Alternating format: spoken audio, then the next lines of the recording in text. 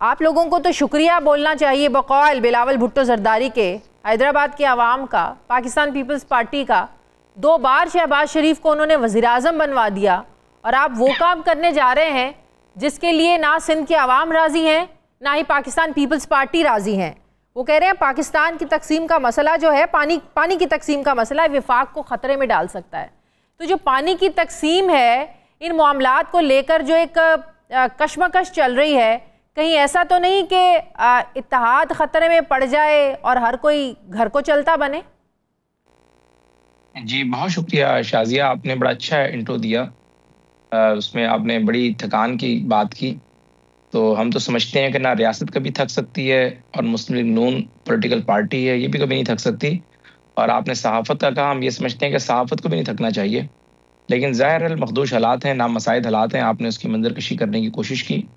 देखें, अभी आप चेयरमैन बिलावल की जो तकरीर मुझे सुनवा रही थी, मैं कुछ फैक्ट्स आपके सामने रखना चाहूँगा। फिर ज़ाहिर है उसको फैक्ट सुनने के बाद आप और आपके व्यूअर्स ने फैसला करना है कि आया कि हमारा नुक्ता नज़र ठीक है या फिर चेयरमैन बिलावल और उनकी पार्टी का नुक्ता नज़र ठीक है।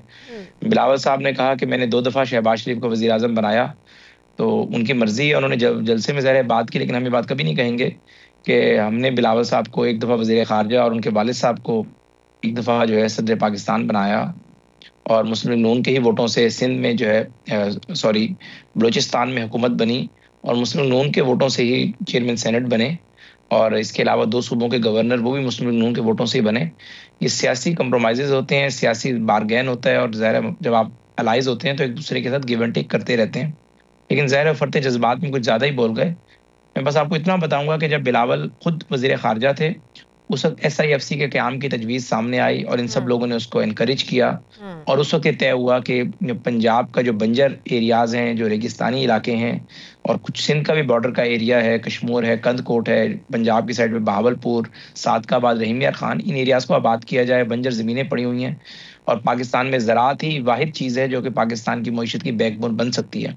उस वक्त इन लोगों ने उस पर इत्तफाक किया और उसी इत्तफाक के बाद उस वक्त ये सब उस वक्त सारा फॉर्मूला तय हुआ था कि सिंध से पानी जाएगा, सिंध से 6 केनाल निकलेंगी, 6 नहरें निकलेंगी। नहीं, सिंध से तो कोई जाने नहीं, ये इंडस रिवर से ही निकलना था। ज़ाहिर है पाकिस्तान में सबसे बड़ा दरिया इंडस रिवर है और ये जिस एरिया में निकलनी है वो दरिया सिंध से ही निकलनी थी और उस वक्त सारे लोग इस पर मुत्तफिक थे। लेकिन मैं ज़रा लेट मी कंप्लीट। अब ज़ाहिर है उन्होंने एक नया नैरेटिव दिया और इस पूरे मामले को मुतनाज़ा बनाया है। शायद लोगों का प्रेशर आया या आपने जो बात कही कि सिंध की जो जमातें हैं अंदरून सिंध की, उनका एक प्रेशर होगा उनके ऊपर या आवाम का। लेकिन मैं समझता हूँ कि हर मसले का एक हल निकलना चाहिए। अगर पीपल्स पार्टी का मामला ये जेन्युइन कंसर्न भी मान लिया जाए, बतौर डेविल्स एडवोकेट भी अगर मैं बात करूं, तो मुतनाज़ा बात तो ये है ना कि अगर कभी किसी साल बारिशें ना हों और सिंध में भी पानी कम हो, तो जाहिर है कम पानी के साथ जो है जो ऑलरेडी अवेलेबल नहरें हैं उसमें मजीद 6 नहरें ऐड हो जाएंगी। तो सिंध के पास जो है जब पानी गुजरता है पंजाब की हदूद के बाद, हैदराबाद, सक्खर, ये सारा एरिया दिन समंदर में जाकर गिरता है, तो उसका क्या होगा? तो उसका हल निकल सकता था। सिंध के वजीर आला जो है वो जो पानी की डिस्ट्रीब्यूशन किस अंदाज में होनी है, जिस तरह आज हमारे पास काउंसिल ऑफ कॉमन इंटरेस्ट है, इसमें 4 वज़ीर आला वज़ीर आज़म होते हैं, तो हम बड़ा दिल कर ले सिंध के वज़ीर आला को डिस्ट्रीब्यूशन का चेयरमैन बना देते, बाकी 3 वज़ीर आला उसके मेंबर बन जाते। देखिए बड़ी टेक्निकल सी बात है, आम आवाम के लिए समझना इतना आसान नहीं है। बड़े टेक्निकल मामला है, इरसा के मामलात हैं, पानी की तकसीम के मामले। तो बात है कि अवाम के सामने तो ये ना कि पाकिस्तान पीपल्स पार्टी और नून लीग आमने सामने खड़े हैं और पाकिस्तान के अवाम को ये भी पता है कि दोनों ने मिलकर हुकूमत बनाई हुई है और पाकिस्तान के अवाम को ये भी पता है कि पाकिस्तान पीपल्स पार्टी अगर साइड पे वो जो छड़ी का एक सहारा है वो निकाल लेती है तो हुकूमत तो ज़ाहिर धड़म से गिर जाएगी। तो बात यह है कि क्या ये नौबत यहाँ तक पहुँच सकती है कि पाकिस्तान पीपल्स पार्टी जो है वो इत्तेहाद से निकल जाए? देखें जी, जितना पीपल्स पार्टी के वोटों से हम बेनिफिशरी हैं उतनी हमारे वोटों से वो बेनिफिशरी हैं। और मैं नहीं समझता कि ये ज़ाहिर है जलसे में की गई बात सियासी बात तो हो सकती है, एक जज्बाती बात तो हो सकती है, लेकिन जो मैं हालात को देख रहा हूँ मुझे नहीं लगता कि कोई पीपल्स पार्टी और मुस्लिम नून के इत्तेहाद को फिल वक्त बड़ा ख़तरा मौजूद है और ना ही ये ख़तरा होना चाहिए, क्योंकि आप देख रही हैं कि आपकी इकॉनमी अभी खड़ी होना शुरू हुई है और आपका ज़ाहिर है सियासी इस्तेहकाम ज़रूरी है। पार्लियामेंट के अंदर एक बड़ी जमात की सपोर्ट हमें हासिल है और उनकी सपोर्ट से अगर वज़ारत उज़्मा मौजूद है और हमारी सपोर्ट से उनके पास नेशनल असम्बली के डिप्टी स्पीकर, चेयरमैन सेनेट मौजूद हैं, और सदर पाकिस्तान का ओहदा मौजूद है। तो मैं समझता हूँ कि दोनों फरीकैन को, हमारे लिए भी और उनके लिए भी, इस किस्म की सख्त बात नहीं करनी चाहिए जिसके बाद वापस आना मुश्किल हो जाए। लेकिन मुझे अभी भी उम्मीद है कि अगले हफ्ते में चेयरमैन बिलावल और वज़ीर आज़म शहबाज शरीफ साहब की मुलाकात जो है वो मुतवक्के है।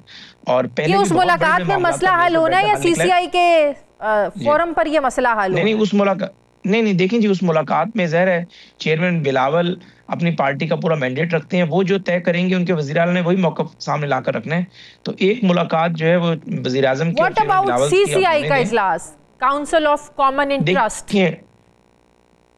देखिए काउंसिल ऑफ कॉमन इंटरेस्ट में ज़रा सिंध की नुमाइंदगी वज़ीर आला बलूचिस्तान, वज़ीर आला सिंध करेंगे। अब वज़ीर आला सिंध जो है वो अपने चेयरमैन के स्टांस के ज़रा अगेंस्ट तो नहीं चले जाएंगे ना, या उनका स्टांस अगर इंतहाई है तो वो हमारी तरफ नहीं आ जाएंगे। तो उसके हवाले से ज़रूरी है कि कोई भी फैसला अगर सिंध ने करना है तो पहले वज़ीर आज़म शहबाज शरीफ और चेयरमैन बिलावल जो है वो बैठकर इस बात को तय कर लें और फिर उनका वज़ीर आला आकर वही मौक़िफ़ अख्तियार करें, तो तभी मसले का हल निकल सकता है।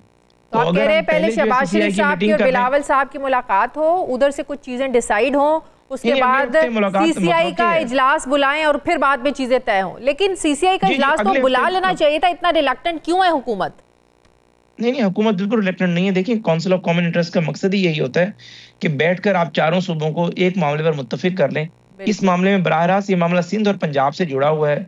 पंजाब ने अपनी कंसेंट ऑलरेडी दी हुई है कि नहरें निकलनी चाहिए। वज़ीर आज़म साहब ने ज़रा इस मंसूबे को कहा कि इसका हम आगाज करने जा रहे हैं। सिंध इसके अंदर ज़रा वज़ीर आला के जारियाना मौक़िफ़ सामने आया है, तो अब आप मीटिंग बुलाकर मीटिंग में जारियाना मौक़िफ़ तो नहीं सुन सकते, ना ही आप इस तरह की बात कर सकते हैं कि एक मामला मज़ीद मुतनाज़ा हो जाए। तो सियासी लोग सियासी हल ही निकालते हैं और उसका बेहतरीन सियासी हल यही होगा कि PMLN और पीपल्स पार्टी की टॉप लीडरशिप जो है वो एक मेज़ पर बैठे और इस मामले का कोई ना कोई ऐसा हल निकले कि जो दोनों के लिए विन विन पोजीशन हो और मुल्क को भी इसका फायदा हो। हम ऐसा कोई फैसला नहीं करना चाहते जिसमें सिंध को नुकसान हो और पंजाब को फायदा हो। मैं समझता हूं कि जितना पंजाब हमारा है, सिंध उससे ज्यादा हमारा है। तो बस इस मसले के अंदर ज़ाहिर है तलखी कहाँ आई है और पीपल्स पार्टी जो 1.5 साल पहले मानी हुई थी, अचानक से उसने इतना बड़ा यूटर्न क्यों लिया है, इसको एडजस्ट करने की जरूरत है। इसके पीछे कोई वजह है, डिमांड्स हैं, बार्गेनिंग, कोई आपको लग रहा है कि कोई ऐसा मौका है जो उन्हें नजर आ गया है कि बार्गेनिंग पोजीशन उनकी मजबूत हो रही है? आगे बजट भी तो आ रहा है, पिछले साल के बजट में भी हमने देखा तो लेन देन के मामलात हैं। जी देखें, बार्गेनिंग भी सियासी जमातें करती हैं, लेन देन भी करती हैं। अभी हमने डेवलपमेंट की मद में वज़ीर आज़म साहब ने 9 बिलियन रुपीस चेयरमैन बिलावल को कहा है कि वो अपने MNAs में डिस्ट्रीब्यूट करें, जो कि PM का इस्तेहकाक होता है, वो कर रहे हैं। इसके अलावा भी ज़ाहिर है बार्गेन के लिए सियासी जमातें इस तरह की टैक्टिक्स करती हैं। आपने बड़ी अच्छी बात की है, ज़ाहिर है आप खुद एक जहादीदा सहाफ़ी हैं, लेकिन बात यह है कि जितना आप इस मामले को मुतनाज़ा बना रहे हैं, जितना ऑफर कर रहे हैं, कंप्लीट जितना आप इस मामले को मुतनाज़ा बना चुके हैं या बना रहे हैं, तो मैं समझता हूँ कि शायद कुछ अरसे बाद पीपल्स पार्टी राजी हो जाए, कोई बार्गेन अपना उनका मुकम्मल हो जाए, लेकिन आवाम को कायल करना, कन्विंस करना बड़ा मुश्किल हो जाएगा।